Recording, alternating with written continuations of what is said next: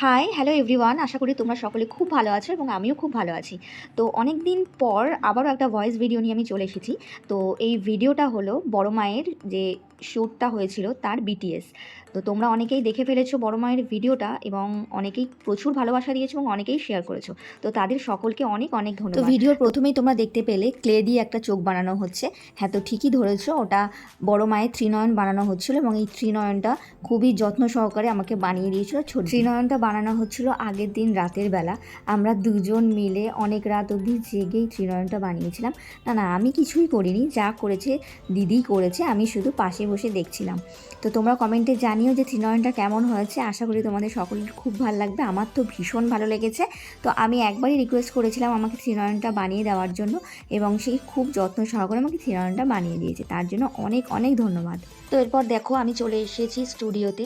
তো তার আগে বলে রাখি যে আমার উপর যখন মেকআপটা করা হচ্ছিল তখন পুরো মেকআপ টাইমটা মানে একদম শুরু থেকেই কিন্তু আমার চোখটা ফেভিকল আঠা দিয়ে আটকে দেওয়া হয়েছিল।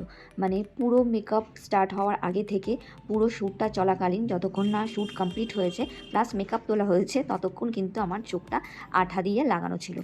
তো আমি সত্যি কথা বলতে ভাবতে পারিনি যে আমি এতক্ষণ চোখটাকে, ও হ্যাঁ তোমাদেরকে বলে রাখি যে আমার চোখটা আটকানো ছিল প্রায় 7 থেকে 7.5 ঘন্টা মতো আমার চোখ কিন্তু আটকানো ছিল।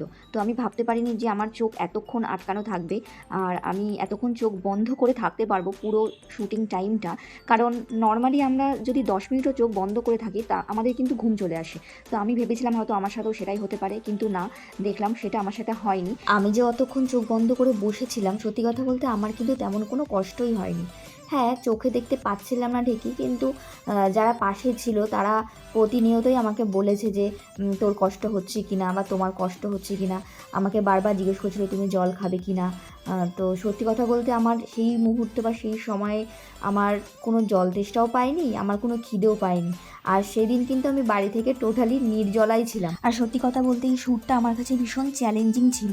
শ্যুটের আগের দিন অবধিও আমি জানতাম না যে এই শ্যুটটা হবে বা হতে চলেছে। তো আমার ভয়েস শুনতে শুনতে তোমরা কিন্তু প্রায় অনেকটাই ভিডিওটা দেখে ফেলেছো। তো দেখো এখানে কিন্তু আমাকে মেকআপ করা প্রায় কমপ্লিট। এবার হচ্ছে গয়না পরানোর পালা। প্রচুর গয়না পরানো হয়েছিল আমাকে, বড় মাও এমনি প্রচুর গয়না পরে থাকে, তোমরা অবশ্যই দেখে থাকবে। তো এবার দেখো আমাকে চুল লাগানো হচ্ছে। আমার মাথায় যে চুলটা ইউজ করা হয়েছিল সেই চুলটার ওয়েট কিন্তু ছিল প্রায় 9 কেজি। তার কারণ হচ্ছে এখানে ডবল চুল লাগানো হয়েছিল। তো চুলটা প্রচণ্ড ভারী ছিল, আমি তো বসে একদমই মাথা সোজা রাখতে পারছিলাম না, যেন মনে হচ্ছিল মাথার মধ্যে কী যেন একটা বসানো রয়েছে, তার মধ্যে আবার চোখটা বন্ধ। তো তোমরা বুঝতেই পারছো আমার ফিলিংসটা তখন কেমন হচ্ছিল। তো দেখো এখন কিন্তু সাজ পুরোপুরি কমপ্লিট হয়ে গেছে এবং শুটিং কিন্তু শুরু হয়ে গেছে। এখানে সিনেমাটোগ্রাফার হিসাবে ছিল সৌম্যদীপ দা এবং ফটোগ্রাফার হিসাবে ছিল দীপাদি এবং অসীমাদি। খুবই সুন্দর কাজ করেছে। আমি তো কিছুই দেখতে পাইনি, চোখ খোলার পর সত্যি কথা বলতে আমি নিজেকেই চিনতে পারছিলাম না। বড় মায়ের এই সুন্দর লুকটা ক্রিয়েট করেছিল দীপাদি এবং অসীমাদি। বড় মায়ের প্রত্যেকটা স্টিল ছবি কিন্তু দীপাদিই তুলেছে এবং ছবিগুলো খুব সুন্দর এসছে। যারাই দেখেছে তারা প্রথমে তো বুঝতেই পারেনি যে এটা আমি, তারা ভেবেছিল সত্যিই হয়তো বড় মায়ের ছবি এগুলো, কিন্তু না, পরে যখন তাদেরকে বলা হয় তারা বলেছে যে একদম অবিকল বড় মায়ের মতো লাগছে। তোমরা কিন্তু অবশ্যই কমেন্টের মাধ্যমে জানিও যে সত্যি বড় মায়ের মতো লাগছে কি না। আর যারা ফটো বা ভিডিও কিছুই দেখোনি তারা এই ভিডিওটার নিচে এসে অবশ্যই কমেন্ট করে জানিও যে সত্যি সত্যি বড় মায়ের মতো লাগছে কি না। এই এত সুন্দর একটা কাজের পিছনে যারা যারা ছিল তাদের সকলকে অনেক অনেক ধন্যবাদ। ও হ্যাঁ, আর একটা কথা না বললেই নয়, বড় মায়ের যে এই জিপটা এত সুন্দর, এই জিপটাও কিন্তু একটা বানিয়ে দিয়েছিল আমারই একটা বোন।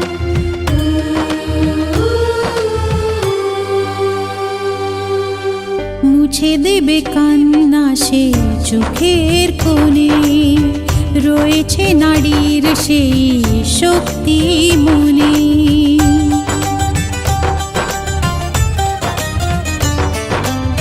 মুছে দেবে কান্না সে চোখের কোণে, রয়েছে নারীর সেই শক্তি মনে।